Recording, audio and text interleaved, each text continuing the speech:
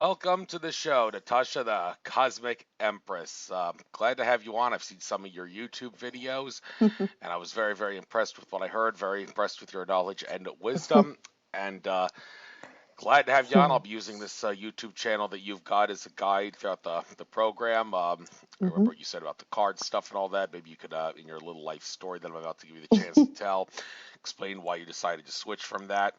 And go on to the stuff that you do now. So without further ado, who are you? What have you discovered in your life that causes you to do the stuff that you do? Please be the Hmm. best primary source that you possibly can be. You've got the floor. Okay, wow. Well, thank you so much for having me on your show. This is really exciting. Um, and yes, well, that's a lot to cover. It's basically what's brought me to the point that I am right now. Um, well, I've always been a spiritual seeker ever since I can remember. If you want to go all the way back, I remember writing a letter to myself when I was like 14 years old that if I can just make one person on this planet happier and be a good person, then I've fulfilled my mission. That's already what I wrote when I was 14, right? So I've always wanted to help and serve and make this world a better place, right? That's where it comes from. Um, and I don't know, it seems like I've lived like 10 different lifetimes already in this one life because my life has been transformed so much. I've lived in different countries. I've seen a lot. I've learned a lot. I don't know, I've got a university degree.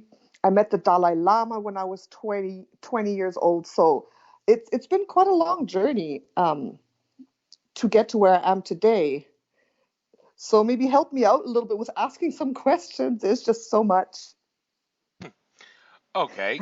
Well, the thing that you told me earlier about how you wanted to move on from card readings. Well, everybody loves a Okay. card reading. Although Yes. I don't really know if I should say that because I'm card readings are one of those YouTube channels that I don't really watch too much of when it comes to other people Mm-hmm. picking cards for me. I prefer Okay. to pick my own cards if you get Mm-hmm. my drift from my own readings. But how Yes. exactly did Yes. that part of your life go through, and what made you Okay. decide to go on to something else? Well, I think it's just an evolution of your spiritual journey, right? You just go through different phases. So, first of all, I started before the card readings, I started with studying philosophy, religions, studying people, and then I got initiated into the Tao many years back. Then I started with palm readings, right? I did that one summer, and then I started with the tarot cards. And the tarot cards are a divination tool, basically. Like mostly people use them to see what's coming. So that was one important part of my spiritual journey to discover that yes, it's possible to look into the future. There is psychic ability there. I'm opening up, but at some point, about a year and a half ago, or even 2 years ago, I realized that I want to do more than just tell people what may happen or may not happen in their lives, right? I wanted to go deeper and do actual healing work. So cards are basically divination, right? You kind of look into a situation, you can give counseling, you can maybe see what's going to happen in future timelines. But I realized also that using divination tools, right, whether it's palm reading, cards, or anything else, um, it it goes a little bit into this fortune telling type area, which I didn't want to do. Um, and for me, it was more about empowering people to change their life. So that's why I kind of um, wanted to go deeper and deeper. And so I started to work with the soul directly through the Akashic records. And for that, of course, you don't use cards anymore, right? You start working with the soul at a really deep level. And also, a couple of years back, I became a hypnotherapist, right? A clinical hypnotherapist. And I started regressing people into their past lives, and they started jumping into lives off planet, and they started jumping into their life between lives, right? So that's the reason why I really wanted to go deeper. So I started to do this other type of work, and that's why I feel that it was like an evolution from reading cards, from doing divination, to working deeply with the soul and doing transformational work with the soul. And that's why I left my successful YouTube channel, which was tarot card readings, and I started this new channel, YouTube channel, where I really dive deeply into the soul and into your origins and into starseed origins, which is my specialty, right? Talking about the soul and where it came from before coming here onto this earth plane, and talking about the soul gifts and the ascension process, and how you as a soul can evolve and become authentic and just start to live a better life, right? So that's what that was about. Thank you. And when it comes to the soul group characteristics, I guess might as well ask you to enlighten us on each of the starseed characteristics. We got a 2 hour show to work with here, so we got plenty of time to cover all these subjects on the fly. You don't really have to spend too much time in great detail on every one. We could do multiple subjects on the fly. So there's this video, the third most popular video here in terms of view count on your channel, Pleiadian Starseed Yes. Characteristics, Soul Group Origins, Yes. Pleiades Part 1. Why don't Yes. you regurgitate a lot of the important key facts in that video, Yes. and then I don't really see Part 2 here. I'm sure I'll find it, but well, actually, if there is a part, is Part 2 and like Part 3, is that non-Pleiades, or they is this Pleiades No, specific? I have 3 videos where I talk specifically about the Pleiadians. Well, let's go there. Let's go there first. Yes, and it's also because who I personally represent, what I resonate with and like bring forth in this lifetime is my own Pleiadian starseed origins. That's why the Pleiadians is for me a subject that I truly understand.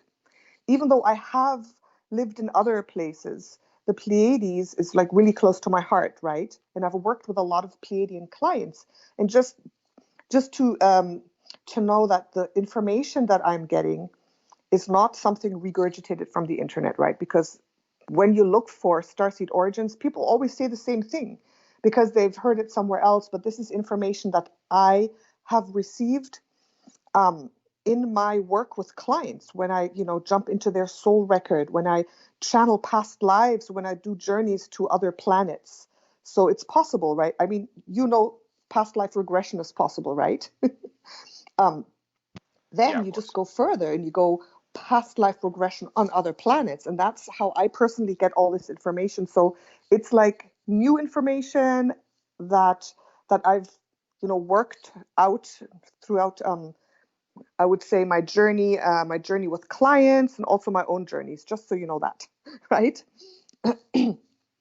So, okay, the Pleiades is a beautiful star system. We call it 7 sisters, and it's actually a big star system with many different suns and planets. And we have a lot of Pleiadian souls here on Earth. It's a big, big soul group, one of the largest soul groups on Earth. And they're basically here. The Pleiadians have dropped down from a higher frequency, a higher vibration mostly, right? From a higher density into 3D, like into this kind of very dense, thick place that we're living in here on planet Earth, right? They've basically dropped down, the Pleiadian souls, to experience life here and also to help. So many, many Pleiadians are here today to really help, bring Earth forwards, bring us forwards, help us here. And that's a huge part of the Pleiadian soul group characteristics, that a lot of them are teachers, they're big picture people. They usually are born into a body that's very conductive to the vibration of who they are. And that's an interesting thing. Like souls don't incarnate in any kind of body. They incarnate in a body that is kind of like their vibration. So the Pleiadians are usually fast, athletic, like the ones that I've seen. Like they're strong body, they're athletic. Usually they move very fast. They talk fast. Their brain goes fast. They're pretty outgoing. They're very charismatic. They are very persuasive. They are able to convince other people of things, which can be good and bad, right? So they can be manipulative if they want to, right? Um, the negative aspect of them can be a little bit of manipulation and overtaking things and convincing people of things.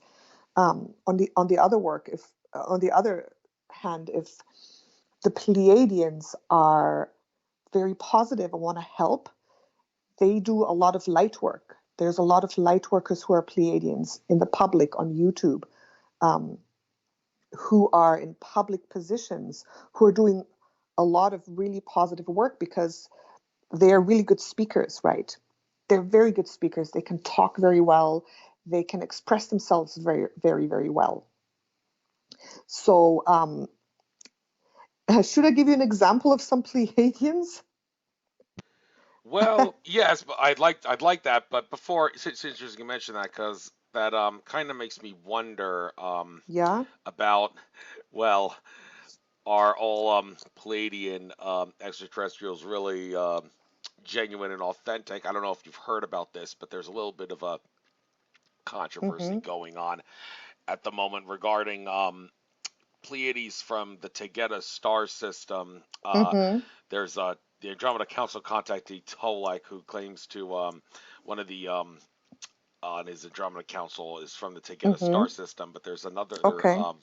channel on YouTube at the moment, Cosmic Agency, with this girl named Gosha from Europe, who Okay. also claims to have extraterrestrial contact from the to get a Pleiades star system, and Okay. Tolek has come out and said that I have no doubt that this lady is Mm-hmm. being played for a sap by some Okay. artificial intelligence that's Okay. masquerading as a to get a Pleiades extraterrestrial, because my contacts have Mm-hmm. told me there is no such thing as the groups that she claims to be Okay. channeling from and all that, and she's been defending Interesting. herself at the same Ah. time, and Yeah. Yeah. well, the whole debate is whether or not these is it Mm-hmm. possible, I asked Tolek, that your contacts Mm-hmm. would not be aware just of some group maybe from the Tegeta system, and he pretty Okay. much assured me no, they would be aware. So I really can't help but to come out and assert that this lady must be Mm-hmm. playing for a sap, is channeling AI, and well, Okay.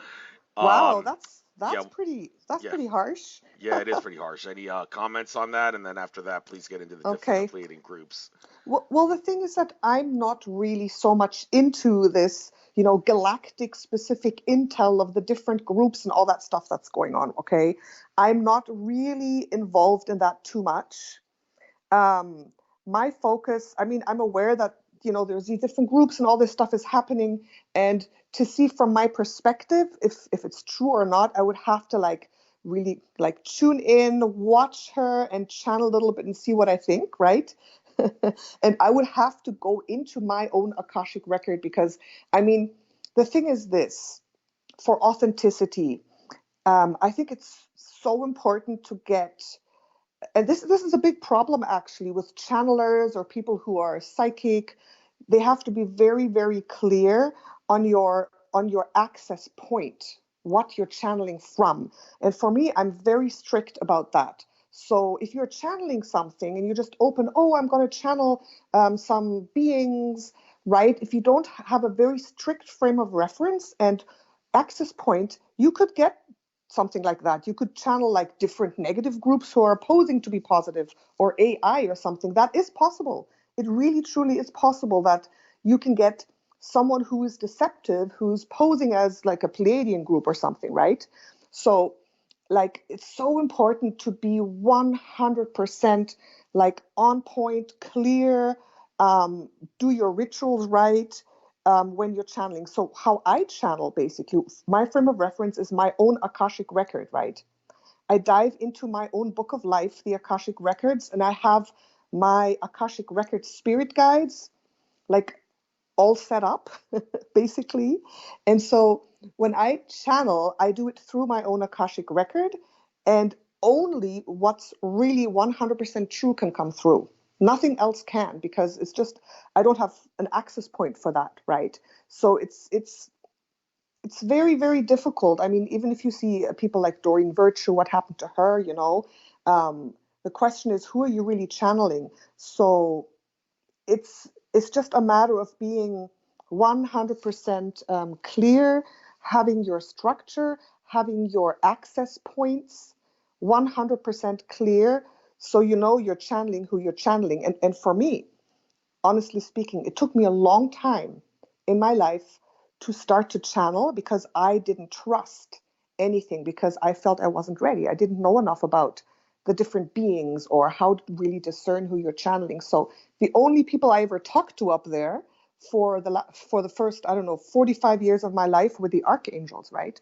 Archangel Michael, because I knew the high vibration, kind of point of the archangels. And it took me a long, long time to really open up to let anything else through because of this problem. Like, so I am really, really, really strict about that. And I know my ways, and I know exactly who I'm channeling and if they're correct or not, right?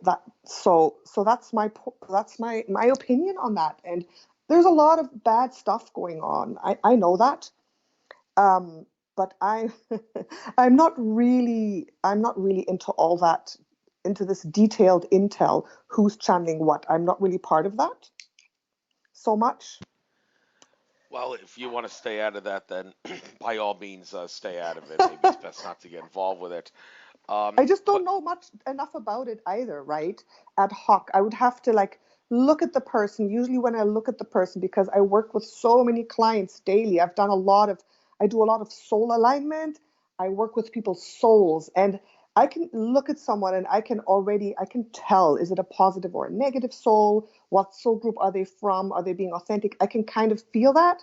And then I check into the Akashic record to see exactly what the correct info is. So I would have to like look at these people and do a little more research to give a proper answer of my frame of reference, right?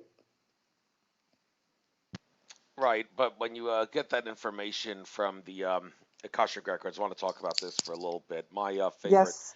source on my show from day one has always been Akashic Records reader Andrew Bartzis. I've always felt Okay. that his Mm-hmm. ability to access the Akashic Records Mm-hmm. is the arguably the best way to get the correct answer to a Mm-hmm. question, and Yes. it Yes. also with his status as a galactic historian, it Mm-hmm. it seems to make sense to want to come to Mm-hmm. him because that's well his job, and to have people Okay. come to him, and well, you have to pay a fee, which is all the more reasonable, or else people would Mm-hmm. be bombarding him day and night, nonstop, 24/7.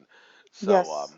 but the way he does it, kind of Mm-hmm. interesting. He gets his crown chakra involved, and what I find Mm-hmm. kind of intriguing about that is that George Kavasilis has always pick on him for this. He Mm-hmm. says that the chakra system really don't want to try to get it involved. It's all, I mean, it's interesting and all. It's the way things work and all, but it's just it was really imposed as a construct, a matrix construct during the fall of Atlantis to Mm-hmm. keep us from realizing our true heart, soul, essence, infinite potential. And he Mm-hmm. always says, "Go with the heart." Well, going with the Mm-hmm. heart, you can't go wrong with it. But if you want to get like 100 on a test, for all intents and purposes, to be able to Mm-hmm. answer any question, then you're Mm-hmm. not going to be able to answer any question under the sun just going with the heart. But Andrew Bartz Yeah. is going with Okay. the crown chakra. He seems Mm-hmm. to be able to do that. So if I ever see Mm-hmm. George, I may confront him about this and ask him, well, if you ever want to be able to like access the answer to any question, well, don't you Mm-hmm. maybe want to get your chakras involved and see what he says? But Mm-hmm. well, do you get the crown chakra involved in this when it comes to accessing the Akashic records, or do you have another mechanism? Because you mentioned Yes. our Akashic spirit guides. I don't know if I've ever heard that Yes. term used Yes, before. no, I have another method. So I learned with several different teachers and I got initiated. And my own method now, which really works, is I don't involve chakras in particular. What I do is to access the record, like the proper way to do it for me. Like right now, I just think of the record and boom, I'm in, because it's such an immediate thing. I've done it so many times, right? But usually there's a visualization process where I basically visualize. This is my favorite one. I first of all, of course, you have to be in a very peaceful, calm, high vibrational state, right? You can't do it if you're running around or like really frantic. So you have to be in a really good space, like really calm, really grounded. And I tend to be someone, I'm very grounded, right? I mean, I studied at university. My father was an atheist. I'm all about the real, the grounded, doing it everything intelligently, right? So I actually visualize that there is an eagle flying down, like a giant eagle, and I jump on the eagle's back, and I visualize myself flying up. And the eagle is one of my spirit animals, anyways, right? So this eagle takes me up through the third, through the fourth dimension, and I visualize a jump, and I feel it like boom, landing in the fifth dimension up, right, really high. And then I see the universe opening in front of me with the stars, the cosmos. And then I visualize and I actually see already in the distance like a shimmering library, like the Akashic library. And to me, it shows itself as like the halls of the records, like marble halls. And I see like guides walking up and down very slowly, light beings. And then I visualize, I jump off, and then there is a little filing cabinet, like an old-fashioned filing cabinet right in front before I go in. And then whoever's record I'm accessing, if it's a person, if it's the Earth Mother Gaia, if it's the moon, no matter what I'm channeling, right? I take out the file, like a little paper file, and usually it glows, right? Then I take this out, and this is all in my mind, right? And then I walk over to a computer. And this computer is like the old computer in the Matrix movie. You know those old computers where you had those red letters and these thick keyboards? You know those ones? I I don't know. I'm not really drawing anything on Like about that. But the old 90s computers, like imagine the oldest computer that you can have, like with a thick monitor and these just very orange writing. Like these are the first computers we had when I was young, right?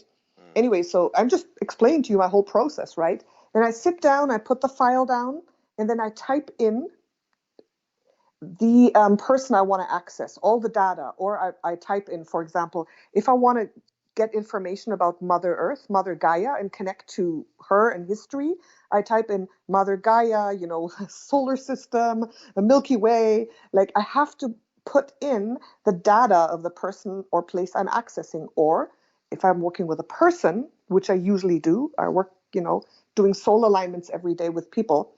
I give in the birth data, the name, everything, place of birth, press enter, and then like a holographic zoom image kind of comes up, and beside that is standing my gatekeeper Akashic record guide, right? I have a gatekeeper guide. Every person has a gatekeeper guide, every soul, right? And the gatekeepers open knowledge to you as you can and as you need it. And he's my main Akashic record guide. And I met these guides when I did a process of going into the Akashic records and asking my Akashic record guides to step forward, and they stepped forward. I have four. So once like this is all in and the Akashic record opens, my Akashic record guide comes forward, and I'm channeling this. I have my eyes closed and I see them. And because guides are real, they actually are stepping forward. And then I have my second Akashic record guide called Ananda, right? He's an Alpha Centauri, and he's very strict. He keeps me on track. He's like he is to keep things straight. He is to keep to keep the process correct and straight, to keep me on track. Then I have a third Akashic Records guide, and she is a Mintakan guide from Mintaka. Very intuitive. She helps me channel things through her intuition.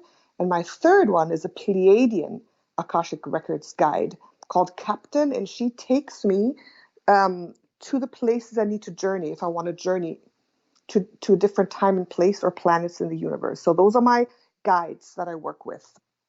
Then I have my pendulum in my hand, and everything that I see and channel, I always confirm with my pendulum, right? So I always have the pendulum there confirming if it's really 100% truth and correct, or if not.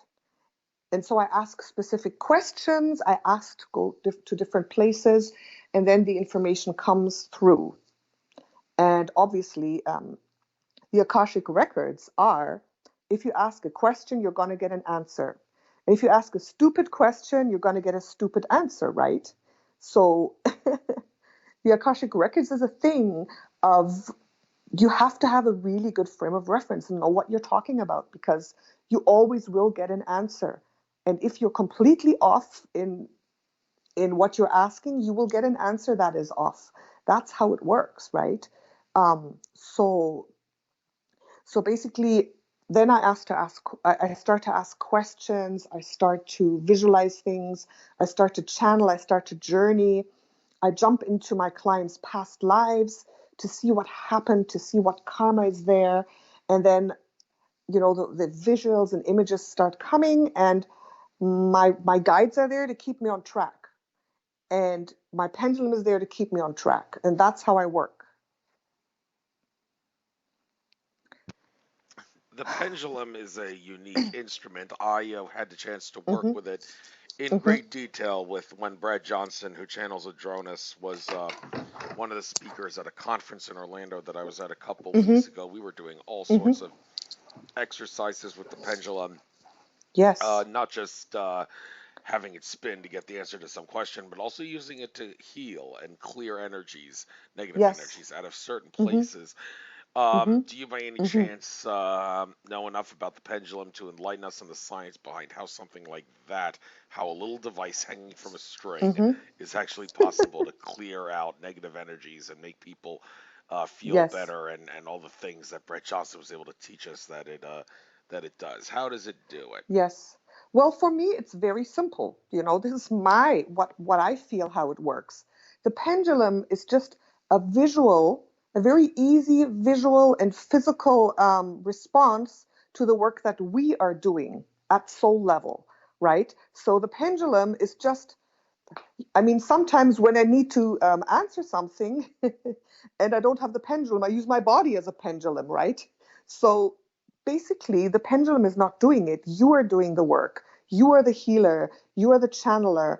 And it's a way to get information past your conscious mind that can hardly believe any of this, right? So it's a way of, that's why the frame of reference is important, and where you're tapping in. So you, at soul level, your soul is tapping in and seeing things and knowing things and actually channeling healing, right? So I also feel that you as a healer are not really like necessarily healing. You're calling in your, I don't know, angels, guides, energies. You're just transmitting or transferring healing energies to that person. And the pendulum is just a way to basically show what's going on, to give you conscious answers and to consciously show what's going on at soul level, right? So if I'm asking, let's say I'm asking, okay, what is your soul group of origin, right? And I have the pendulum there, and I have something coming kind of into my mind, for example, and I'm saying, okay, are you Arcturian? The pendulum swings yes. It's because my soul is receiving the answer, and I may not want to believe it, or it may be hard for me to get the answer like consciously. So the finger, because the fingers are so sensitive, right? The impulse comes through the fingers, and your fingers show you the answer, right? The answer comes through your body into the pendulum, and then you can say, oh yes, the pendulum is saying yes. But obviously it's your soul consciousness. It's like your higher self that knows, that's transmitting that answer through you, like through your heart. That's where the heart comes in. Then if you're lucky, it goes into your brain and you understand it. But if you don't, it goes right through your hand into the pendulum. So that's how it works. That's my interpretation. Thank you. And well, that raises the question: is it really necessary to splurge on the more expensive kind of pendulums which has some sort of a crystal or gemstone on them, or Nah, or can just a nah. paperclip hanging from a string actually be Oh, good enough if yeah, you I've want it to done be? it. Oh, My you've done it. pendulums break all the time. So once I had to do a reading, and I had this screw sitting there, like a from I was building something. I had a screw, and I put it on a piece of string, and I used that screw the whole time. It worked just fine, right? So anything extra is just so you believe it more. we use all these things to just help us believe, oh, this is crystal, this is resonating more, but you could do it with anything. You could even take the necklace off your off your neck, or you could just take anything basically, and use it as a pendulum, because it's your body that's giving you the answer. But it's prettier and more fun, and I think, yeah, that's why you use all those things. But you don't need an expensive pendulum. Thank you. Now I think we can spend a lot of time on this subject, and if it's not too much trouble, why not go into greater detail than you did in your video, if possible. There's one video Hmm. here that stands out: every starseed lineage on Earth revealed. Hey, if Oh you can yeah, go one by yeah. one here, bit Oh, by that bit, and okay. go over in great detail, even you can take as much time as you need on this, because I think it's a valuable subject for people to understand their Okay, origins, and okay. Oh my also goodness. All right. take all the time you need. I will not interrupt you. Let me see if I can even remember. No, please interrupt me sometimes. I sometimes feel a bit lonely if I don't hear anything on the other side there No, from you. no, that's all So, you wanted, fine, but I'd like to hear you talk and okay. All about right. this. Well, there's a lot of them. There's a lot of them. So hopefully I can. Coverable, coverable. Oh my goodness. Okay, let me see. All right. So, we talked about the Pleiades a little bit. So they, of course, are the big teachers. They're doing a lot of work up there. I mean, you've talked about this. I feel that up there, above Earth, in the ships, as light beings, as councils, the Pleiades play a big role. So they're helping us a lot. And I have recently tapped into a council who revealed themselves to me, 18 Pleiadian souls, and that's my personal Pleiadian council of light, right? And they're there to help and to heal, uh, and more, which will be revealed, I guess. So, um, just talking about them can reveal a little bit of their energy. So the energy that I perceive, the ones who are with me, anyways, is a very bright, light-hearted, kind of bubbly, joyful, high vibrational energy, right? And they came in to transmit joy. Like the first thing they did was transmit light codes of joy and happiness and lightheartedness, which is really needed in today's world, I think, right? so so that is kind of to get an idea what they feel like. Um, Also, there is a big part of who the Pleiadians are is I feel that they have a huge place of healing, or several places of healing in the Pleiades that are kind of international healing universities. That's what I channeled pretty recently. So the Pleiadians have very high healing capacities. And the first time I actually went up into a Pleiadian spaceship, where I kind of channeled this and visualized this. The first thing they did was they whisked me away into a healing chamber where I lay down and they did healing on me. So that was really beautiful. So the Pleiadians really are very, very strong. I also feel they're doing a lot of work. I feel that, I mean, you know more about this probably. Like I said, I'm not really very into all the galactic intricacies. This is just my personal experience, right? I saw a big fleet of Pleiadian ships up there. Um, they're very protective. They are helping us. And with our permission, they are truly able to, do work on this planet, do positive work on this planet. Um, I even visualize them beaming down, closing negative portals, doing work like that, right? So that's part of the Pleiades. When I go up, and I like to go up to meet my galactic council a lot and to work with them. And I always see the Pleiadians there doing a lot of work. Okay, does that make sense? Yes, indeed. So, well, that's the Pleiades. You said every starseed lineage existed on Earth revealed, so there's got to be more than just No, them.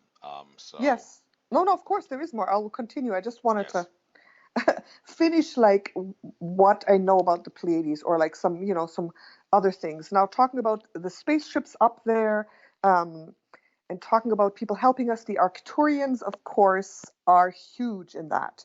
So I have a personal spirit guide. I've got the ship that I go to. It's an Arcturian ship, so I feel the Arcturians are beautiful light beings who are doing a great deal of work helping us on Earth. I've also had many incarnations on Arcturus, and Arcturus, the main planet that I channeled, is a big, beautiful planet, highly developed technologically, but also part of that planet that I saw, there were forests, and there was a balance. I feel Arcturus itself, that place, they have come to such a high vibration and high development of their civilization that they understand that technology and nature has to be balanced. So even though I saw on Arcturus, I think Arcturus is probably one of the um, most highly developed places that I've seen. The Arcturians are incredibly wise and knowledgeable. They very, very high vibrational. They are very, very intelligent, like very intellectually oriented. I always call them the professors of the soul world because I feel that they have so much knowledge. They are highly developed. Their planet is very, very positive. I didn't feel a lot of negativity there. And they are here to truly give us wisdom and knowledge in our ascension process. Um, and they sometimes, like Arcturian souls, especially the ones, that I see here and there, they seem like they always remind me a little bit of a kind of a calm and cool and intelligent professor, like a little bit quirky. They seem a little bit cold at first, right? Like very logical, even though they really do care very deeply. And the Arcturians, obviously, I've seen them often with a blue color, right? That's what I think they're known for, and I've seen them like that as well. So, yeah. So that's the Arcturians. Do you have any questions about those? Well, they do seem to come up in a lot in conversation with people who want to Mm-hmm. deliver a message from the stars and all that. The Arcturians do, and you say they Yes. remind you of a professor. Well, I mean, if a Mm-hmm.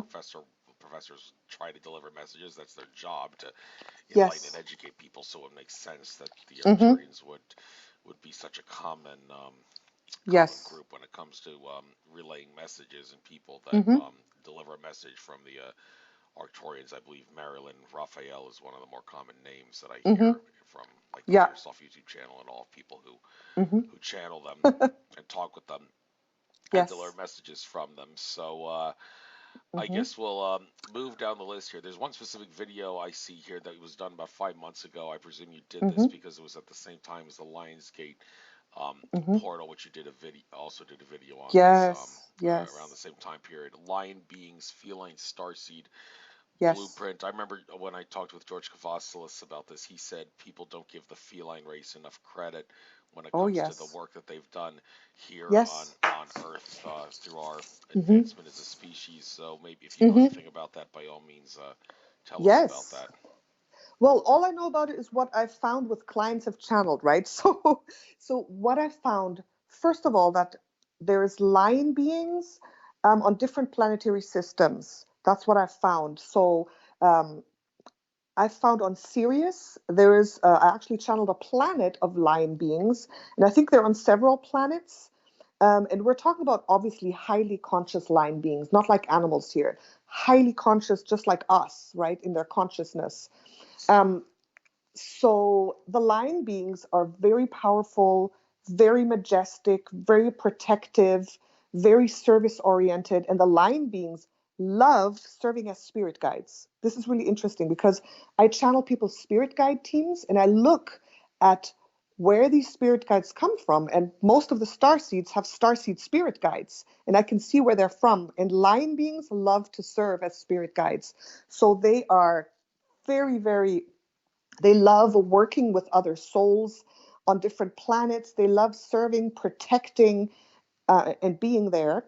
And besides for the Syrian lion beings, also there is obviously Lyra, that constellation has a lot of lion beings. Also, Spica in the constellation of Virgo has a planet of cat beings. Um, I feel that a lot of planetary systems do have lion or cat beings somewhere in there, highly conscious ones, um, in the parallel dimensions as well. And I feel especially the Lyran and the Syrian ones have done a lot of work here because they're just Like I have a personal, my favorite spirit guide is a lion being from Sirius. And he has such an incredible energy of groundedness, calmness, protection, fearlessness, also like intuition and intelligence. Like lion beings just know what to do. Like I feel they're very heart oriented too. They're very strong in their heart and in their intuition, right? And they just show up in almost every second client I do spirit guide channeling from, they show up there. And I feel that the cats on this planet have lion being spirit guides for themselves. So the cats are little representations of the highly conscious lion beings. Um, and I think there's no, I mean, there's no mistake that lions are called, the king of the beasts and everything, because there's so much more to them. There truly is. I don't know what else can I tell you about the lion beings. Well, you just said there's so much more to them Okay. than we know of. Oh yeah. What is it about? What can you please touch on that statement a lot more so we know what it is that's so special about the lion The creature? lions. Yes. Now, I also have a feeling about one thing. This is just, sometimes I don't know yet because I don't know everything yet. I'm still absolutely, channeling and learning more and more. But the lion, I found out that my own Syrian lion being spirit guide is also a blueprint originator, right? I don't know if you're familiar with the blueprinters as a soul group. Are you? Blueprinters. Yeah, the No, I can't say that I blueprinters. am. Okay. This is like a subcategory. Like this is like an overarching category of souls. And you can have souls from Sirius, Arcturus, any of these places, they can be also blueprinters. And how I see it is this: the blueprinters are a soul group that actually helped make creation, right? So the blueprinters, I call them the hands of God, because they're the ones who are actually like blueprint originators are like on the highest, I would say the highest place. And they're the ones who actually are creating creation, right? They're thinking up um, what kind of living beings there could be. They kind of are the ones who designed life. So a subcategory of the Godhead, like a little bit down, one down maybe, right? So I call them the blueprint originators. And then we have the blueprint technicians, the ones who actually put things together physically.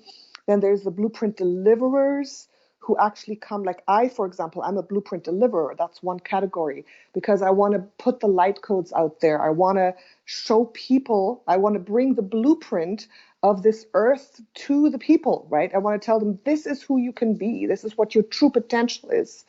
This is your true matrix of light, right? So the blueprint deliverers are another part of this blueprinter group. And I feel that lion beings, a lot of them are blueprint originators.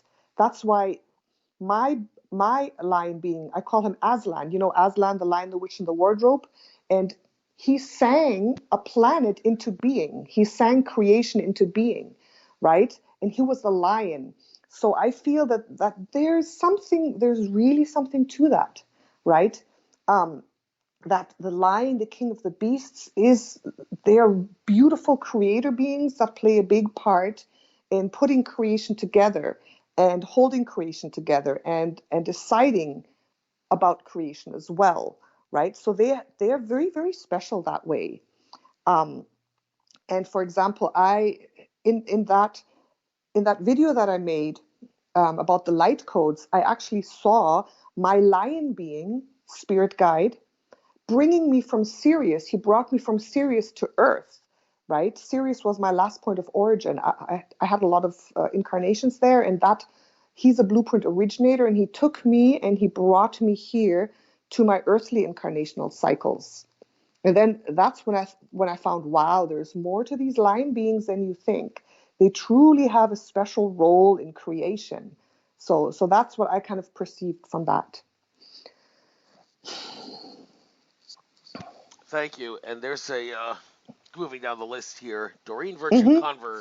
conversion to Christianity, her A to Z list of New Age practices to Oh my avoid. goodness. Yeah, well, you say, oh my Oh. goodness. Well, I guess there's Mm-hmm. a lot of stuff to talk about here, and well, we definitely don't Oh, want people following deception. So why don't we cover this, I'll please, cover and that make sure quickly.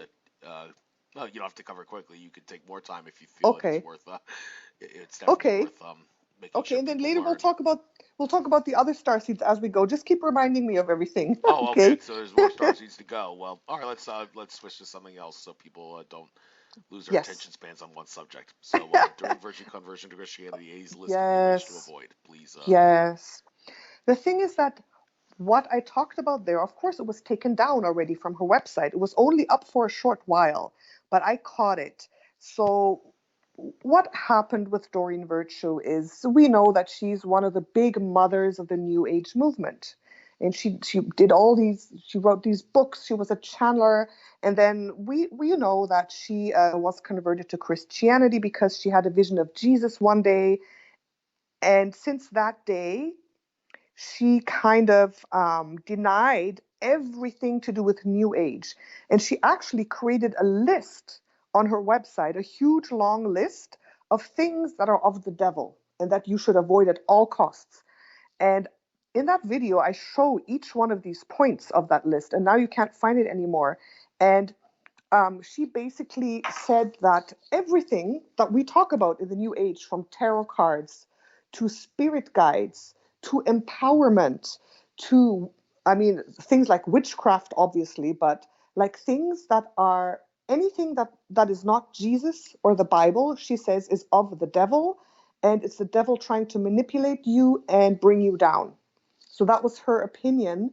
And I was actually really shocked to to see that huge. How can someone how can someone go from being a promoter of the New Age and working in all these things all their lives to absolutely saying that it's of the devil? And that's what she did, and that's what I presented. And the question is, like, I mean, who am I to say what happened to her? But I think either that she really got psychically attacked really badly. I don't know. Something happened that really, really scared her. That's one thing that happened. So she decided to just trust Jesus, so to say, right? In parenthesis, Jesus and the Bible. And from now on, that will be her only point of spirituality or channeling. Not even channeling. Channeling is bad too, of the devil. That's what she also said. Or the second thing that might have happened is she might have tapped into something that I call the false light, right? The false light. So, but I know there's a lot of people who love Doreen Virtue, so I'm a little bit careful. But these are my two theories. Does that make sense? Yeah, although does is a little shocking to some degree that someone would go from New Age to Christianity. Yeah. It's usually the other way around, where people realize Oh, their yeah. religions are only good for suppressing Yes. consciousness, and well, New Yeah. Age is in a sense too, but at least it's better when it Mm-hmm. comes to the metaphysics, enlightenment. It's Mm-hmm. when you focus too much on getting all out there in la la land with as the New Age movement Mm-hmm. teaches, then you start losing touch with things, and that's when it's a Mm-hmm. problem. Mm-hmm. So, well, Yeah. well, thank you for getting into that, and I guess we'll revert back to some of the spirit races that you feel Yes. are worth talking about and their influence on our Yes. world. So, Yes, okay. And I mean, I prefer to say star seeds or star children instead of aliens, because I don't know, the word alien always has a little bit of a negative connotation. It's always like them, the aliens, right? Where we actually don't understand that it's us, the star children whose souls originated in the stars, and we are now non-aliens because I mean, all of us are now Earth children. We are Earth people because we committed to the incarnational cycle on Earth. So we are not aliens. We are star souls that came down here, right? So I want to always make that clear. And I mean, there's more star souls here than Earth souls in the meanwhile, right? There's more. There's about, I don't remember the exact percentages. I channeled those. It's over 60% of the souls living on Earth that are non-origin Earth, okay, that are star children. So it's like us, right? It is us.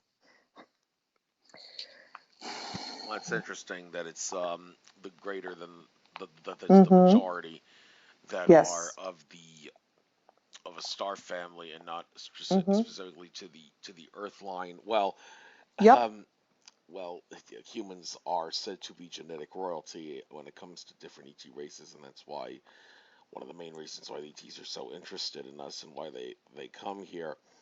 But when it comes to the races that are specifically of the Earth, well, uh, when you say that, the first thing that seemed to jump at me for whatever reason was well, I know the reason. It's the Aborigines of Australia. It's been said Mm-hmm. that they are like the only race of humans that can call themselves truly 100% indigenous to the Earth with Mm-hmm. no other connection from above the Earth's atmosphere, somewhere out there perspective, if you get what I mean. And do you know anything about that? And Mm-hmm. well, how does one determine like whether a soul is of Mm-hmm. here Or or out not? there? Well, you got to check it in the Akashic records. That's what I do. I check. That's why I log in, like the process I explained to you. I log into the Akashic records and I open the soul record of a person. And then, because the soul record is open, I can see exactly what their divine gifts are. I can see what soul group of origin they are, how many lives they've lived. All that information is open. That's why it's so important, to, like I said, to have your access point of where do you get this info from. So I don't ever get it from a third person, from someone's spirit guide. Or no, I log into the soul record of a person, which is the book of life of them, and the truth is there, right? So I can tell you your starseed origin if you want, if you don't know it already, which you probably do. Well, I presume it's Pleiades. Pleiades. Am I right? Yeah. Well, I would have to. I mean, I would have to know your information to do that, Oh and you well, probably don't want to talk about it here. I've kind of made a resolution from day one that I would never have any of my guests on my show do any sort of a healing or Okay. clearing of me Yes. while live on the show because I try to get Okay. information out, not tell my life story, unless telling something about me can help enlighten people. But this is Okay. specifically about me, so I don't think it's really worth going into. So let's go on to All something right. else here, and well, Other starseed origins. other start. What you got? Other ones that you can go through? Oh, By all there's like means. 22 of them. Okay, well, yeah, let's keep going down the list. Let's cover them on the fly here. So, Okay, maybe the ones that people know most. Now the sure. Andromeda, right? Mission realm. Andromedans. Now I may have a different vision of them because I know there's a lot of stuff about them out there. I believe what I have seen, what I have channeled, it only may be part of it, that the Andromeda galaxy is a little bit of an angelic realm. So the Andromeda starseeds that I've seen here, the ones who are positive, are very beautiful, soft-spoken, um, gentle souls, actually. And I know a whole bunch of YouTubers who are Andromedans, and they also, I feel, they do play a part in the galactic, I would say, councils and protecting Earth and doing good things for us. Um, but the ones that I've worked with, I can usually tell when I see the face of an Andromedan starseed, I can usually tell because they truly are, they have this very angelic, very beautiful, very high vibrational, um, I would say, energy to them, the ones that are positive and the ones that are in their power. Now, there's a percentage of Andromedans who've turned negative, who've chosen a negative orientation because Earth is really hard. Like planet Earth is hard for the Andromedan starseed souls because I've channeled some planets in the Andromeda galaxy, and those planets are like paradise. They're like very, very high vibrational, sixth, seventh dimension. Um, what I've seen there is that they have wings, right? The Andromedan people actually have wings. And from what I've channeled in those times is that they don't eat neither meat nor plants. They only live off flower dew, right? They live off like the dew of the flowers. That's how high vibrational they are. And they live off, what I saw was they were mixing flower elixirs and flower petals and things like that. So over there, they're so high vibrational they don't even pluck a plant out of the ground to eat it, right? And they truly are very close to the angelic realm. They are, from what I've, the positive ones. Um, and they are just, they have such an energy of peace and, I would say, comfort as well. And a lot of them work with the angels very closely. So that's what I've experienced with the Andromedans, like a very beautiful high vibrational soul group, and they also love to serve as spirit guides, right? People have a lot of Andromedan spirit guides. I have one as well. Looks like an angel, a really bright light, high vibrational, like a very pure high vibration. And when I tune into my Andromedan spirit guide, I get a very white, light blue energy, very peaceful, and like very godly, if you can say that, right? So those are the Andromedans. Have you heard something similar? Yeah, when you say Andromedans, a little confusion there, whether it's a star in the Andromeda constellation that's in the Milky Way or the Andromeda Galaxy, which is in the Andromeda constellation. But Andromeda Galaxy. yeah, that's it's hard to see, but it is within the Andromeda constellation, and say it's of a very angelic Yes. quality and all. Yeah, Uh, exactly. well, can you say anything about the fact that it is that it's the male counterpart to the female Milky Way, feminine energy dominant Milky Way galaxy? Do you know anything about that? No, no, I haven't really tuned into that a lot. No, not that. Just the qualities of these beautiful beings themselves. But with a male and female, I can't tell you enough about that. No. Okay. Before you do though, about the let's see, I've lost my train of thought for just a moment. That's what happens when you get up this early in the morning and you're not really used to do radio. But Ah, I was oh yes, the thing about the they live off flower petals and flower dew and all that.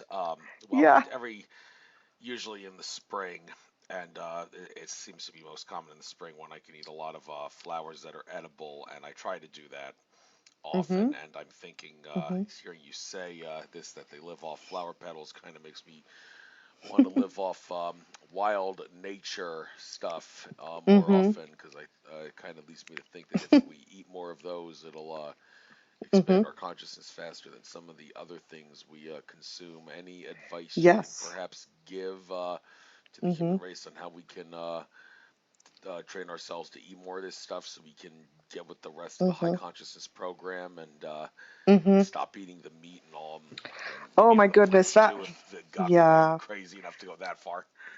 That's obviously that's a big discussion. Obviously, we're going there. I feel when we go through this ascension process into the fifth, I think we're going to stop eating meat and killing the animals. It's just a natural thing. And it's interesting for me personally. Used to be a big meat eater, right? And I tried in the past once or twice to go to the vegetarian lifestyle. It didn't work. And then one day suddenly it happened because, I was doing a lot of this high vibe work. I know that my soul vibration rate was going up, up, up, up. And I was really going up. And then one day, suddenly, I didn't like meat anymore. One day I was like, "Oh, this is disgusting." Suddenly, when I was cooking something that day for me and my partner, I think chicken it was, and it smelled so disgusting. And then from that day on, something in me shifted, and I think I was doing a lot of, crystalline genetical work, the light codes, doing a lot of that kind of work, and then somehow automatically my body and my vibration changed, and I didn't like it anymore. Now I'm not a vegan yet. I'm still transitioning and I still go back sometimes to a little bit of meat or milk products. I have to say that very honestly, but I know that it doesn't resonate with me anymore and that it's not good and I don't really like it.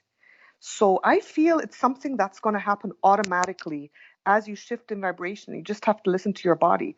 I mean, I don't think we can we can shift into the fifth dimension and ascend and still be eating animals. We're just not going to be able to do that. It's just not going to work. So, driving yourself crazy about it, I feel, it's that's not going to work. You just have to, I feel, as people raise their consciousness, do their spiritual work, walk down their paths, one day they're going to automatically say, no, I just can't do it anymore. I don't want it. I don't want the suffering. My body is rejecting it. So I think it's a natural process as part of the ascension process. Well, I can relate to that. I have said on my show many times that my meat eating habits have slowly and progressively waned Mm-hmm. over the course of time. If you were to do Mm-hmm. the mathematical graph, I believe it's hyperbole. It's called, the one that gets closer and closer and closer to zero, but never Mm-hmm. reaches zero. That's the kind of Mm-hmm. graph you would draw when it comes to my meat eating habits over time. It's going to get more and more down to Mm-hmm. zero, but never Mm-hmm. quite reach zero. I don't know if I don't know if I'm ever going to be able to get there. There's just something about meat that makes me want to just keep eating it if it's something worth like having a Yeah. Yeah. celebratory feast or something like that, like the old Thanksgiving turkey Yeah. dinner, one of those things. It's just the exception to the rule, Totally.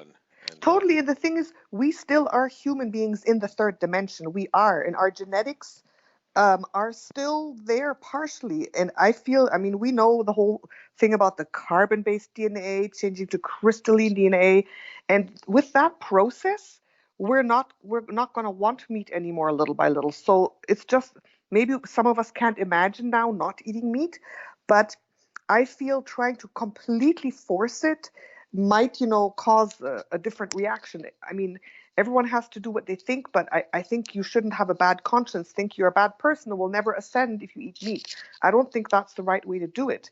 I think it's just really raising your consciousness, and then it will happen automatically, right? And our DNA will change. It is changing already. And it's just part of that process, I would say, of growing up as humans, as humanity, growing up to a higher dimension. well said. And these things kind of just spontaneously happen. Well, I mean, of course it can. It certainly Mm-hmm. happens with soul walk-ins that all of a sudden feel like a whole new person, and then find themselves having memories that they never knew that they had, Mm-hmm. because unknown to them, they had Yeah. some sort of a soul shift. If you know anything about that phenomenon, if you could help explain how Oh, something like yes. that is I know a lot possible. about it. Oh, really? Then by all means, let's Yes. talk about this. The Yes. Oh, phenomenon of yes. soul shifting out of the Oh, body and yeah. a new one coming into the body. How does Yes. that work? When does it happen? How does it happen? Why would Okay. it happen? Okay. And who Well, controls this it is an from interesting subject because recently I channeled a lot of information about that.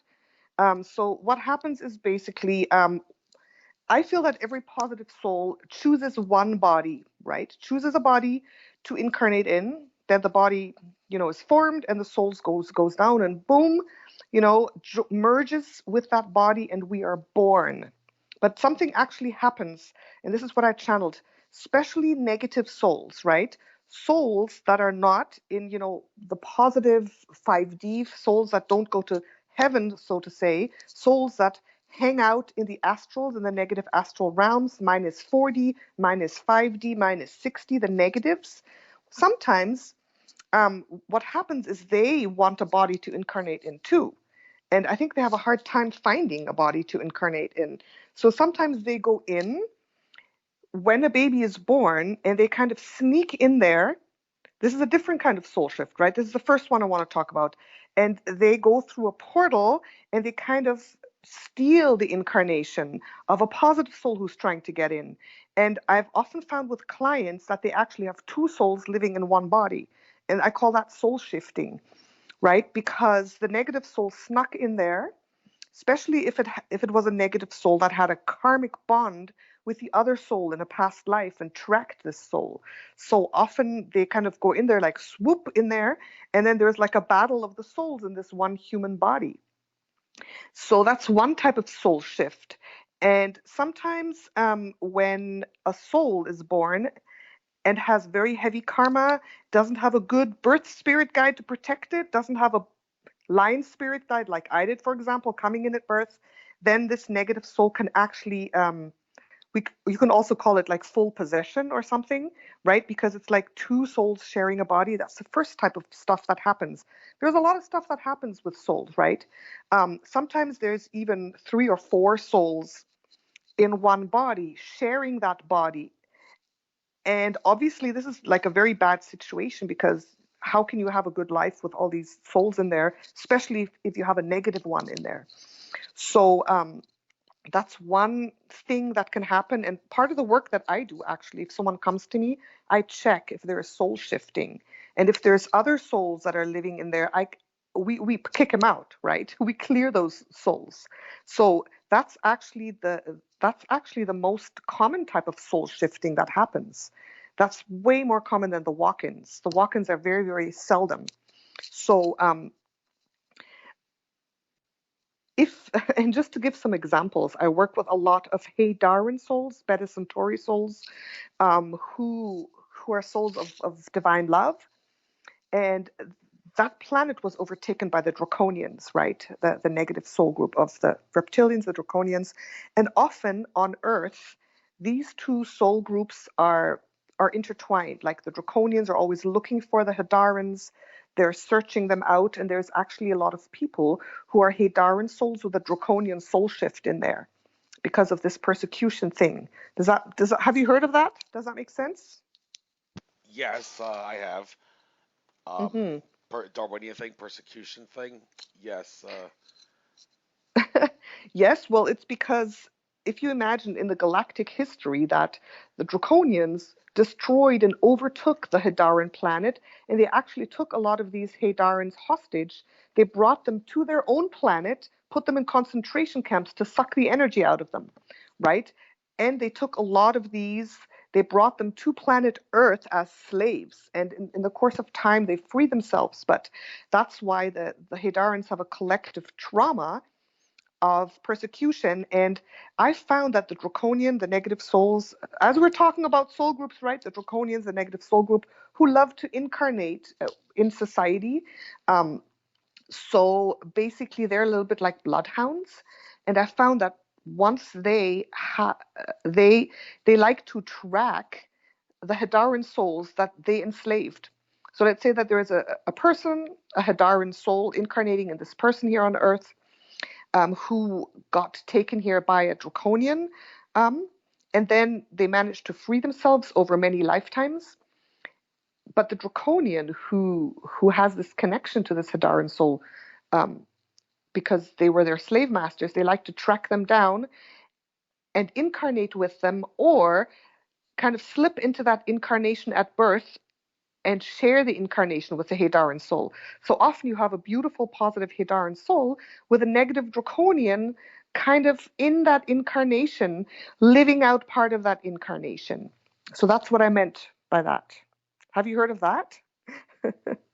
Yes, yes, I have it. For a moment, I Okay. thought you said Darwin, and not head Darwin. You confused me for a moment. I'm thinking Oh about no, evolution. Haydaran. Hey, Darn, yeah, Haydaran. Or Beta Centauri is the yeah. planet, or is the star system.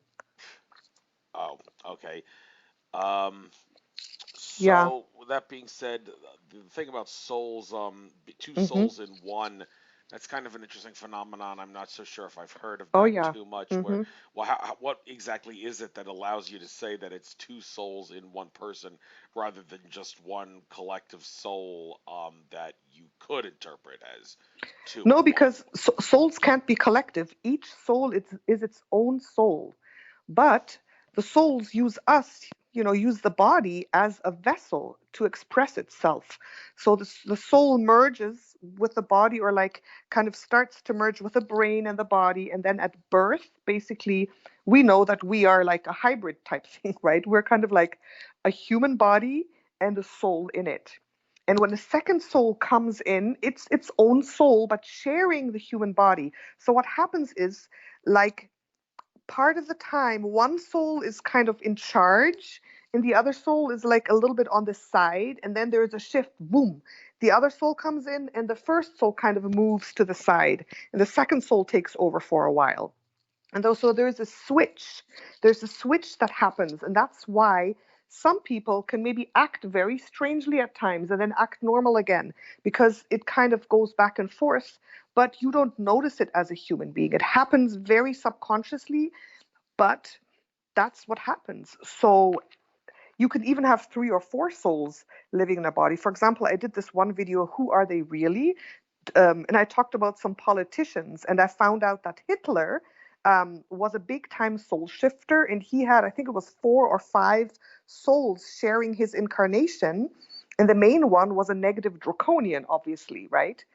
But he also had a negatively oriented Hadaran soul in there, because the Hadarans are very charismatic and very attractive, and they can kind of, they can make people love them and things like that. So that's why, some people are able to have different characteristics. So with Hitler, um, it was that this was like, this was planned. So in his body, he had all these different souls, the draconians to, of course, like control, and the other ones that used to be the slaves of the draconians that came into that incarnation to bring in a few aspects of charisma, which he obviously had as well, right?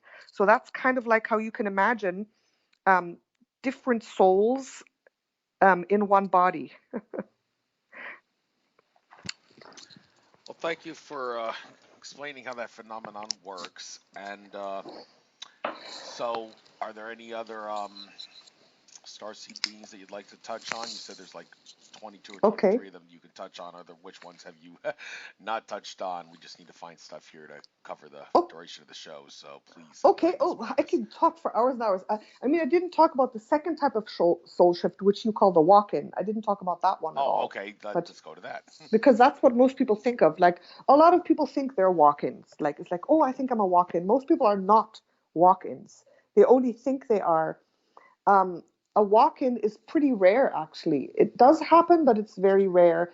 And it often is when one soul is done with that incarnation. It's like, I'm done. I want to go. I want to leave.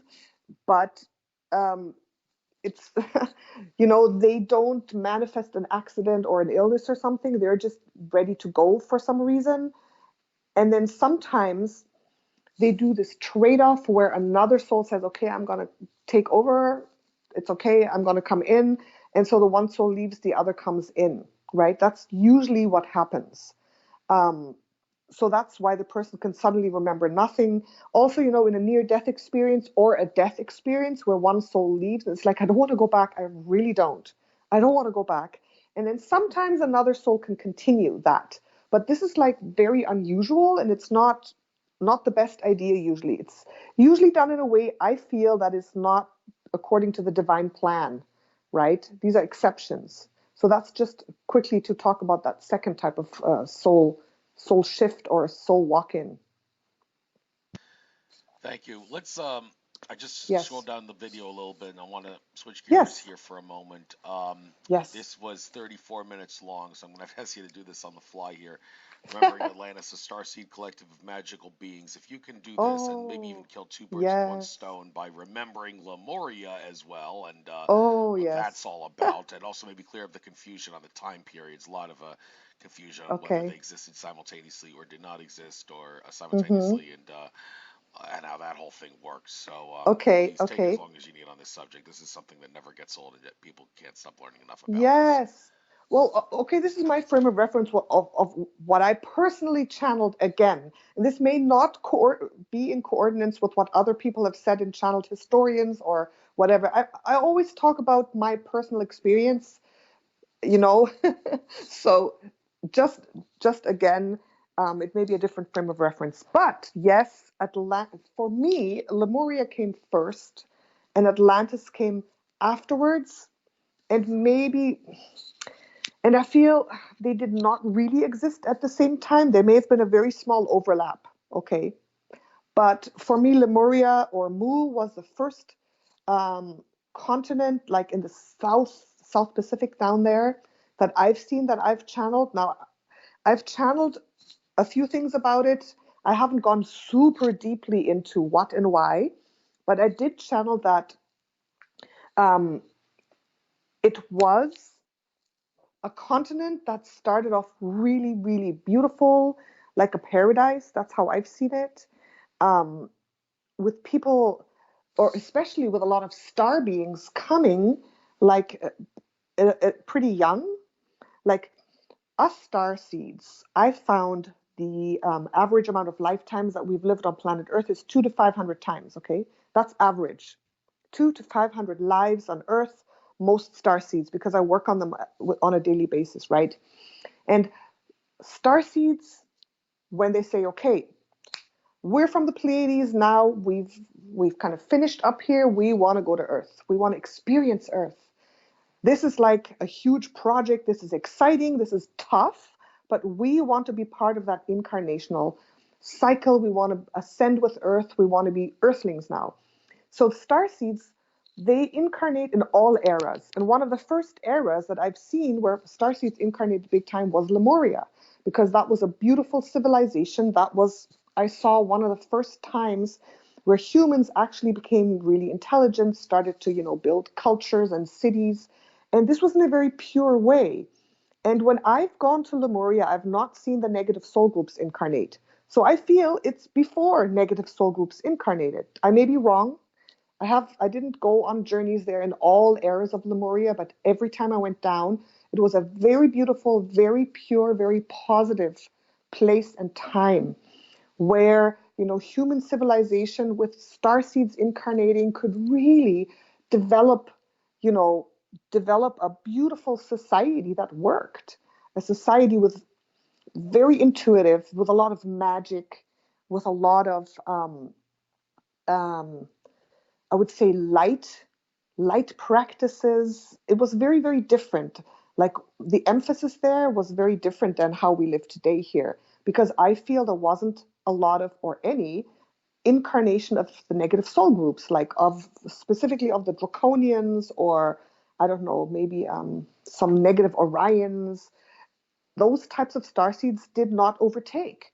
So that's what I saw from Lemuria. And I always see this one beautiful city with high towers, um, where people lived in a very free, very beautiful way. Spirituality was practiced a lot there. Um, Nature was very beautiful. There were a lot of different tribes, so human tribes, starseeds incarnating everywhere. So it was just very, very beautiful, very magical, very pure. That's what I kind of found. Does does that make sense? Yes, and of course there are those who will disagree with you on them not existing at the same time. Michael Tsarian, in his book Yeah. Atlantis, Alien Visitation and Genetic Manipulation, asserted that they existed at the same time in that book, which I read, and gives a Okay. bold assertion that there never actually was an ice age, a Younger Dryas ice age period that came to an Mhm. end about 13,000 years ago. So, Mhm. well, maybe you could touch on that. The idea that Atlantis did Mhm. or did not exist Mhm. during an ice age, did it? And if it did, is it just a Mhm. matter? How exactly do we make sense of that? Do they somehow attain a Okay. high level of consciousness where the ice age predicaments didn't really pose a barrier to them, or is there some other Okay. explanation for how that worked? Okay. Well, I feel that Atlantis was after Lemuria. The overlap, I'm not too sure about. Okay, there's things that I haven't really investigated myself in the Akashic records to tell you exactly, right? But Fair enough. I feel it didn't really overlap. That's what I got the first times I went in. I felt Atlantis was later. Atlantis was maybe 20, 30,000 years later. And what I got the last time I actually channeled this, that Atlantis was a project of starseeds who wanted to kind of start all over, who wanted to create this beautiful intergalactic place on Earth to create a beautiful civilization that was very positive. I that's how I feel that this was. So a lot of beings and starseeds from all over the galaxy said, "Oh, look, let's try to make this happen on planet Earth." So it was kind of like not almost like a colony of starseeds, Earthlings as well, but that's how this civilization grew. And I didn't see any ice ages when I was channeling this. Like I didn't see ice, but maybe I I haven't seen all the eras. But when I've gone into Atlantis, I've seen these beautiful big cities with huge plazas. Also, the ring forms, all around. I saw this big, like like from the government. I can't really say government, but this official building in the middle with a giant crystal sticking out of it. I've seen a lot of people who worked with crystal energy. So the thing with the crystals is true. Atlantis was able to harness the power of crystals for energy, for light, for intelligence, for everything. So they were very versed in that. Um, and I've seen a lot of different star seeds actually incarnating in Atlantis in their original form, right? So I found that star seeds came there and incarnated in their original bodies, not in a human body, right? So the mermaids of Atlantis was the Mentacans, right, from the belt of Orion, that beautiful positive place with the water people. So there was a lot of water people incarnating in Atlantis, and I feel they came also to test planet Earth when Mintaka was destroyed, when there was trouble there. A lot of Mintakans came to Earth, and I feel that they came to Atlantis in their original, I would say, bodies. I don't know how that happened, but it happened, and to try it out. And I also saw dragons there, dragon beings in Atlantis, and different kinds of creatures, right? Like the mystical fable creatures that we think about, the centaurs, like the fairies, the all kinds of creatures that are kind of not real in our mind, incarnated there and lived there in Atlantis. And it did work. It was positive, but then in the end, it did get destroyed. It got destroyed, and I didn't see the ice age. What I saw was that it did turn negative. There was manipulation, and I do feel Atlantis was prone to negative soul groups, that they did start infiltrating there and started the downfall of it in the end. So I feel the fall of Atlantis wasn't because of just a physical thing. It was something from within society that corrupted it, and then it fell apart. Well, we've heard different stories on what that something was, and Yeah. in the most recent video that I seem to have seen on Mm-hmm. the subject, it was something about losing touch with the feminine and getting too Mm-hmm. masculine, and Mm-hmm. Mm-hmm. getting too warrior-like, and also losing touch with your ability to use crystals for energy and all that. Mm-hmm. Does that make sense as to the reasons why Atlantis fell, or is there more to it than those things? Well, well, from what I've seen, I haven't seen like the time that it went down, but I did see times where things started to turn. And it seemed that they didn't lose the ability to use crystals. It seemed that they used them for wrong things. Like it's just like us using atomic power for the bomb, right?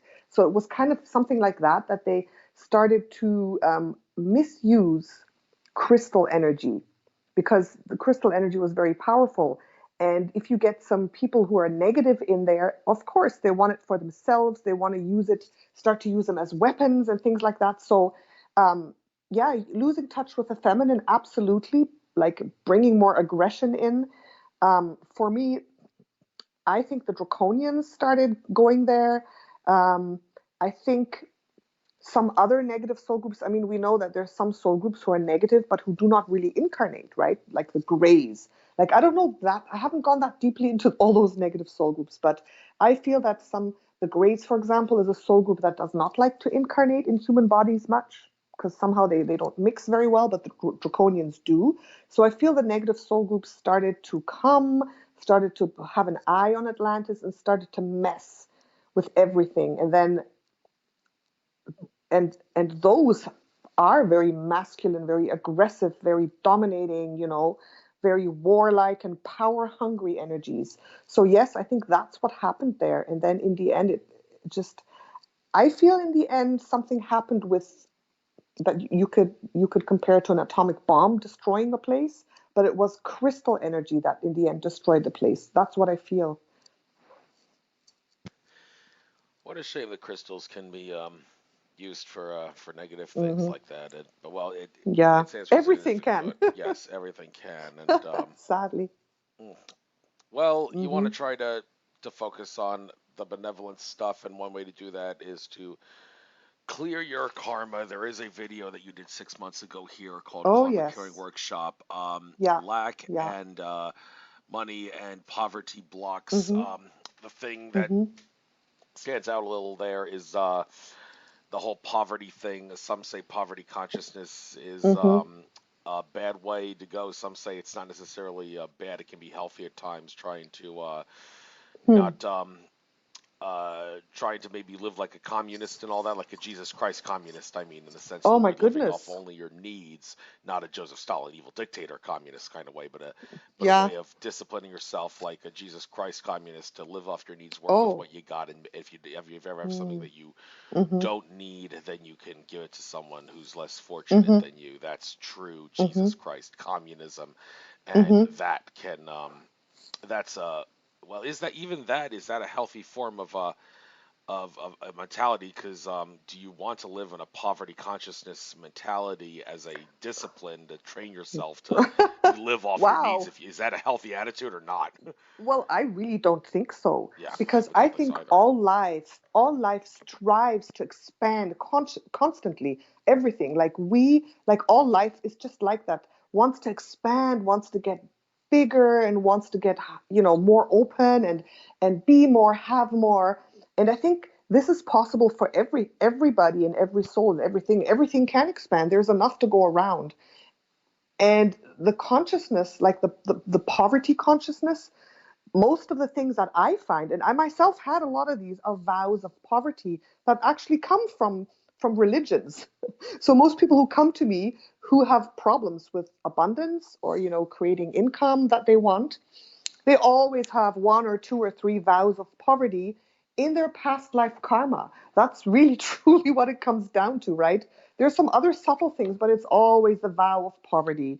So it's usually always when they were a monk, three lifetimes down the road, and they joined the church, and they had to abdicate a vow of poverty, right? And basically what they're saying is like, I vow to never accumulate anything or own anything or have anything. I vow to be poor. And that is the whole mindset. And that holds people back a lot. And I feel that goes against every soul's divine nature, because the divine nature of every soul is to expand, to have everything you need.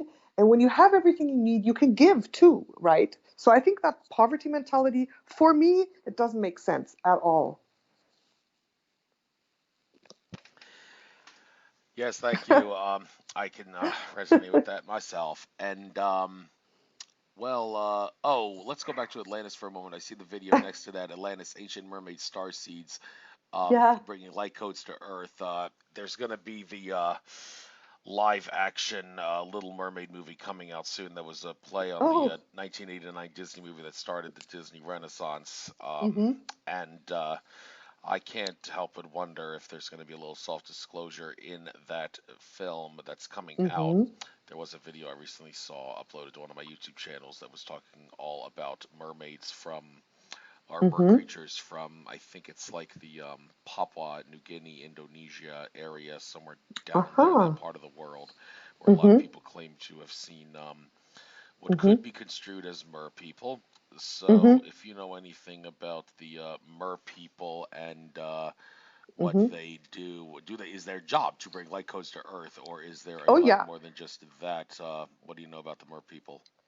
Well, what I know of them is they do come from Mintaka. Okay, Okay. Mintaka is that the right star in the belt of Orion, that's the star. Mintaka is that star. So that's the one that I talked about before. And that is actually a place or a planet of light. And the codes for that planet are the same codes for planet Earth. So planet Earth was supposed to be a paradise like that planet was. That planet was a true paradise, and the people lived in the water. So they were mermaids and mermen or mer people. And basically, they had a problem there, and that planet in one timeline was destroyed. So a lot of them came here to incarnate in their true form. That's what I talked about before a little bit. And I feel they first incarnated in Atlantis. And so, yeah, I feel they are real. And because they came from that planet that holds the light codes for Earth. They do their job and mission is to bring the light codes. Of course, when every soul comes and decides to incarnate in a human body or any body, any body, it's their choice whether they're gonna, bring forth their mission or just want a nice life or not, right? Their choice.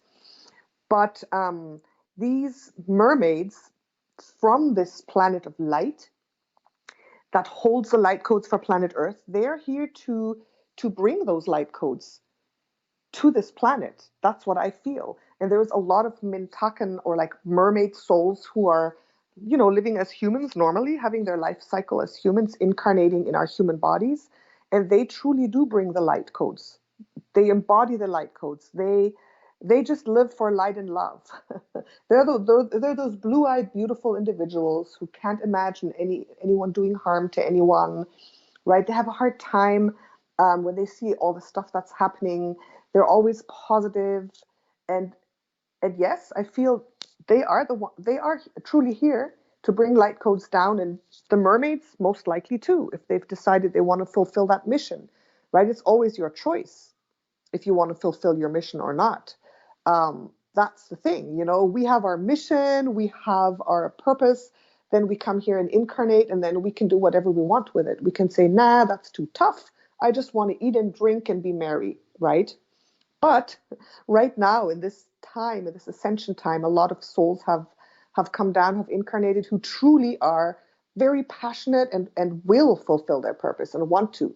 I mean, that's why I myself feel so strongly like I know my mission and purpose is to bring light codes, is to deliver the light codes, is to bring light to this earth. And I'm very passionate about it, and I consciously decided to do that. So the mermaids or anyone else can always, see if they want to do it, or if if school earth is too hard for them to do it, if they in the end decide not to. A lot of people on my channels discuss that. They say, wow, my purpose is to be a light worker, but it's too hard. Like, I've decided I just can't do it, right? So yeah, that's part of our free will and choice. Yes, and that free will and choice plays a very big role in Mm-hmm. how we go about our lives. And with that being said, Mm-hmm. there's ways you want to go about your life to try to, well, some might say one of the main purposes in life is to clear your karma. And Mm-hmm. one common example that I often have given to illustrate about how we can clear our karma and the best ways to go about it is, well, picture this for a moment here. Let's imagine hypothetically that Earth was going to have some sort of a currency reset and go to a Mm-hmm. gold-backed currency, and Mm-hmm. you received in the news that everybody would have total debt forgiveness on the Earth. Now, let's say you have several $1,000s in credit card debt. One would Mm-hmm. think, okay, there's going to be debt forgiveness. I can just sit like a couch potato and do nothing, and then my debt will be cleared. Others who are really, really picky on clearing karma would Mm-hmm. say it is definitely in your best interest to try to, until that debt jubilee happens, it is in Mm-hmm. your best interest to try to pay off as much of your credit card debt as you possibly can Mm-hmm. until that time, because in doing that, you will continue to resolve karma at a faster rate than you otherwise would if you chose to just sit on your fat ass like a couch potato and wait Yeah. for the debt jubilee to happen. Well, you say, yeah, and that also ties into another thing that I've pondered about, assuming this whole debt jubilee thing is for real and going to a go by currency was for real. If you Mm-hmm. hypothetically knew when that was going to happen, could you, in theory, max out your credit cards, take all your debt out as possible to get as much gold and silver as Mm-hmm. possible to get ready for that debt jubilee and the currency reset? And then once the debt forgiveness jubilee happens, then all your debt's wiped off. You get to keep all your gold and silver, and it all No, worked out. no, Oh, you're no. saying no. And Doesn't some people, work that way. It well, how do you really know it doesn't doesn't. work that way? What would happen if someone were to Oh, try that? because I know this because the main thing that I do as work is I work with people's karma. That's actually what I do every single day, right? I go in, I can see the percentage of negativity someone has, and that's the karma. And if you know about the law of one, right? 51% negativity, if you already go to that much, if you let's say just keep there doing the debt, keep doing bad stuff, you get as much as you want, just live however you want, you're actually not only creating negative karma, you're creating a negative percentage on your soul. You're actually like cutting your divine source smaller and smaller. Like let's say you have this umbilical cord to divine source, right? Where your life force energy comes in. Once you've gone so far into negativity, this kind of gets constricted. And if you go too far, then it's cut off. Then you're totally cut off and you become a negative soul. And then that's it. You're not going to ascend. Nothing's going to happen. You're just a negative soul now. And if you're 51% negative, then when the ascension process happens and all this, it's a question if you can really come along. It's a question if you have gone too far, that you can even, go to the positive again. So I don't think that's not how it works. It really isn't. Like, no. Because I've seen that when the ascension process does happen, negatively oriented souls, they can't incarnate again. Because imagine a world with such a positive high vibration of the fifth dimension. How can a negative consciousness, that's not even a fifth dimensional positive consciousness, how can they incarnate on Earth again? They can't. They're just going to stay in their negative realms, in their hellish realms, or wherever they are, right? And they're going to have to go to another planet to incarnate. And for people with a low vibration, I would say 51% negativity and more, or 51% negative karmic debts or more, they will not be able to incarnate again. And I don't think, who's going to forgive them that, right? It's like, it's not possible, because they would destroy the positive, beautiful, high vibrational Earth, because they would continue to do things that are like not very nice, not very good, right? Not very of the light. And it just doesn't work that way. It doesn't make sense. I don't know. Who would say that? Well, thank you for clarifying that. So people don't think you can spend your credit cards like crazy before the debt jubilee. You're going to get a lot of karma if you do that and don't pay it off. So let that be a lesson to you. So moving down, we've got maybe a little over 10 minutes to go. Okay. So let's talk about. You've made a pretty bold statement here on this video from 5 months ago. The best manifestation technique that works, a cosmic perspective on the law of attraction. Well, you wrote the best manifestation techniques. Pretty strong words there. How can you assert that your technique here in this video, and it actually has on the video cover here, it says, do this one thing. So, okay, well, you assume that one thing is the best. Okay, you made a very, very bold statement there. Why don't you tell us what is, in your opinion, the best way to utilize the law of attraction? And, of course, someone's coming into my house for a moment. I have to tell them to be quiet. So, okay. Go ahead. Talk. No, the thing is, I mean, sometimes we make these bold statements, just to have a strong title. So maybe it's not the best one, but it's one of the best. Okay. So, what I talked about in that video is something that is just the base of manifestation. It's just a very base thing. And if you don't do that, then it's not going to work. And I've tested this myself. And a lot of people who I know are the really good manifestors. They've tested this as well. So what I talk about there is that you have to love where you are and accept it fully now, right? It's like, love your life now. I think that was my statement. If it's the same video that we're talking about, because I've made a few about manifestation. So if that's the one you're talking about, it's like, if you are trying to manifest and you're in a place of hating your circumstances, and you're in a place that causes you to be in a perpetual low vibration, then it's not going to work. Nothing's going to work.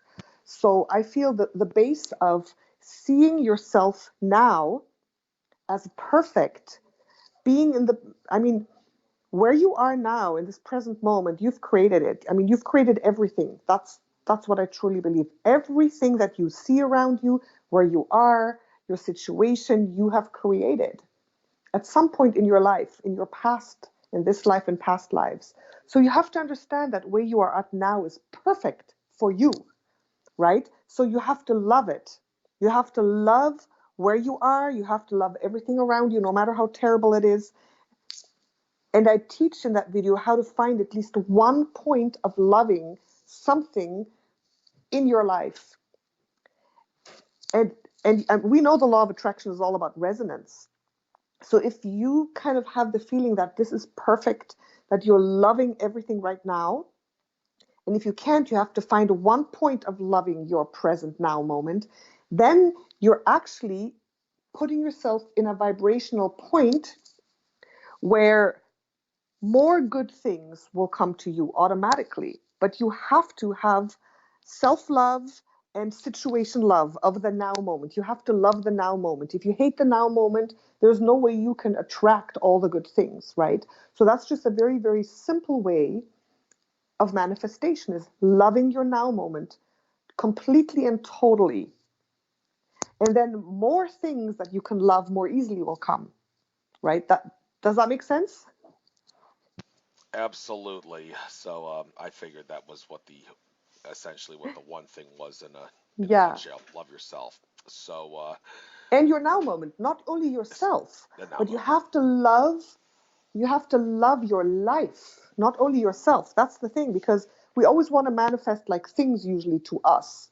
And if you don't love your life, how it is with all the good and all the bad, and really try to do that, then it's really difficult to attract anything or to continue with any other like techniques of manifestation. And this really works. It works every single time. When I forget about it again, then I start to look around and really love everything about my life. And then the manifestation continues again. Then boom, new things start coming in again. So it's kind of like a baseline. Okay, and when it comes to living in the now moment, Mm-hmm. well, this is one thing that we need to do to ascend and higher consciousness is to break through the illusion of Mm-hmm. time and what that essentially. How do you break through Mm-hmm. time? Well, you live in the now moment. Now, Mm-hmm. this is going to cause a little controversy, I think, Mm-hmm. particularly among the tobacco fascists. But I have a hunch: is tobacco potentially a good thing that humanity could use as a tool to help them live in the present? I got that idea from one of the Tobacco. yeah, I used to roll my cigarettes.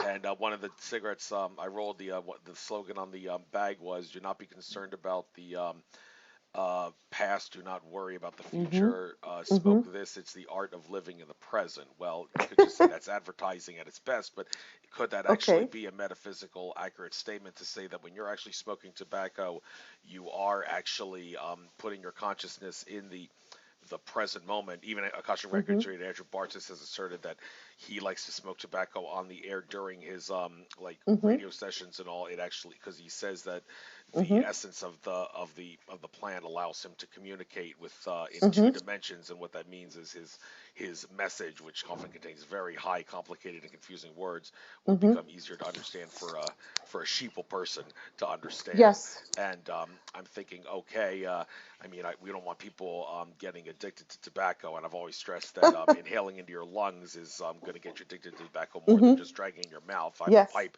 smoker, and I can assure you that ever since I've Yeah. smoked pipes and Yes. cigars instead of cigarettes, my craving for tobacco has dramatically Mm-hmm. decreased, and I owe it to the fact that I don't Okay. inhale into my lungs. So I would encourage people to use Mm-hmm. Mm-hmm. pipes and cigars if they choose to do that. But do you think that my hunch is on here that maybe smoking a little tobacco here and there is actually a good stepping stone to help you live in the present, and then eventually maybe you can quit it? Well, I've never heard of that, but I think that anything that you truly believe will help you stay in the present moment will help you stay in the present moment. So I think, yes, the thing is, if you smoke this tobacco and you feel that it helps you, and you 100% believe and are convinced that it's good for you in that moment, then it is. That's how I see it. You know, other people may drink a cup. For me, I love sitting down and just drinking a cup of tea. For me, that really brings me into the present now moment. So I wouldn't like, I wouldn't say to people, oh, you have to start smoking tobacco. I would say, if it's difficult, look for something that you resonate with, that you truly believe is good for you in that moment, where you don't in the end think, oh no, I'm going to get lung cancer, then it starts being bad, right? That's also the secret, because why does someone get lung cancer? Why do people not get it? It's because the person who's 90, who smoked all their lives, truly believes that it's good and they never worry about it, then they won't get cancer. It's not a subconscious belief. So I would say, sure, like if it helps you stay in the present moment, yes. But I would recommend every person to find their own trick, to find their own little thing that makes them enjoy and love and stay in the present now moment. And for every single person, it's so different, right? It's different. But I wouldn't like I wouldn't judge what another person does, right? But you have to know for yourself 100% that this is good and this is benefiting you. That's the key, because what you believe becomes true for you in the end, right? Absolutely. And let's parallel soul group origins, masters of magic and time. I don't know if maybe we'll have to close on Yes. this one, but the interesting thing, I see you have a Ooh, picture of a whale in the yes. background here, and Mm-hmm. well, a lot of people have Mm-hmm. talked about how whales and dolphins, they have souls that are definitely not of this earth, and you even have some whales Oh, and dolphins on ET yes. councils up there. Interesting Oh, word here, parallel soul group origins. Well, is there such a yeah. thing as perpendicular soul group origins, if you get my drift, or is parallel just it's just an appropriate word to use here. So Wormhole. So those are places we can't see and we don't know about. mm, Like those are places that truly are like so far away that we don't even know what's going on, how many exist. I mean, I've been able to find 3 parallel dimensions where souls are from, including myself. I'm also a parallel dimension soul. And the whale is there because I found my first incarnational place of origin was a water planet in a parallel dimension, and I was a whale being, right? So there is another planet that I found called Farah, and there's beautiful big whale beings there, very positive, big with 2 hearts, 2 suns, and that was just one example because it's so close to me again, because I experienced this. When I regressed there, I was like, wow, this is the first place that I remember where I incarnated as a soul, was as a whale, right? And whales are really, really magical. They're one of those souls group like lion beings that they're just such a beautiful creation. They're also very heart oriented. They are masters and keepers of time. Like I saw that whale beings, they can collect information from the streams of the oceans, and the water carries information. They can get information about the history of a planet.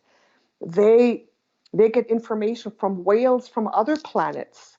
They are just very, very they're very good at communicating as well. And they exist in parallel dimensions. Whale beings, obviously from Sirius, are very well known. Those are the ones that I think are the fathers and mothers of our whale and dolphin beings here are the ones from Sirius. And I've seen planets of whale beings and whale beings being um, in the other planets with human type beings. I've also recently seen whale and dolphin beings in the Pleiades. I think there are some in Lyra. So I think whale and dolphin beings are also one of those very highly conscious, very special and magical, significant beings, soul beings out there. Um, yeah, that have significance to us. And a lot of souls walking on Earth today also incarnated in their cycles as whale and dolphin beings before. That's also why some of these animals are so close to us, because we actually have been whales and dolphins and lions and even dragons, right? Yeah.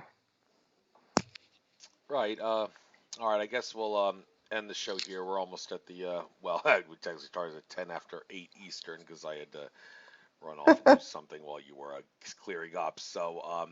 But I guess we'll, for the sake of all those Okay. people with lousy attention spans, end it here. Well, one more thing, one more question, and I don't know if everybody's asked you this before, but I, Okay. I just can't resist because it just occurred to me.